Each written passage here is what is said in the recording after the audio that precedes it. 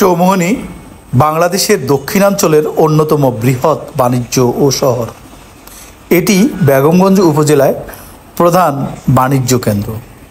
বন্ধুরা, চৌমুহনী বাজারের ঠিক অভ্যন্তরে অবস্থিত চৌমুহনী সেন্ট্রাল মসজিদ, যে মসজিদটি চৌমুহনী বাজারের ঠিক অভ্যন্তরে অবস্থিত। আমরা আজ সেই মসজিদটি দেখে আসলাম। তো বন্ধুরা, চলুন আমরা মসজিদের ভিতরের অংশ দেখে আসি। সম্ভাব্য 1858 সালে এই মসজিদটি নির্মাণ হয়। এই শতবর্ষী মসজিদটি নতুন করে পুনর্নির্মাণ হয় 2005 সালে। বন্ধুরা, আপনারা দেখছেন মসজিদের বাহিরের অংশ।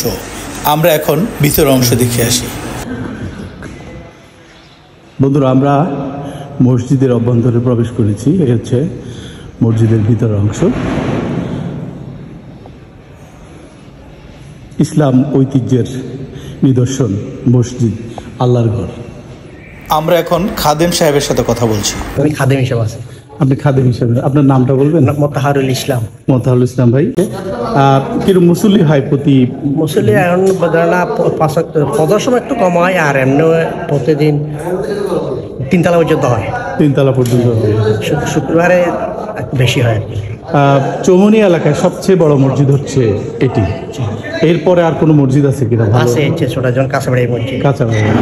এই মসজিদটি নির্মাণ হয়েছে তো বহু আগে, দেখতে পারলাম নাম ফলক। তো কিছু বলতে পারবেন মসজিদ সম্পর্কে? বহুত আগের মসজিদ না, ফখরুদ্দিন আমলে এটা ভাঙা হয়েছে।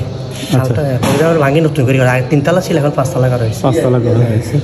মসজিদের তত্ত্বাবধানে কারা আছে? তত্ত্বাবধানে আছে প্রশাসনিক 5 জন, পাবলিক 7 জন, 12 জন কমিটি, MP, mayor, OC, AC land, commissioner আর পাবলিক আছে।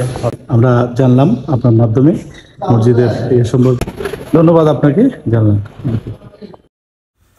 বন্ধুরা, আমরা ঘুরে দেখলাম চৌমুহনী বাজারের এই বড় মসজিদ, যেখানে অনেক মুসল্লি এখানে নামাজ পড়েন।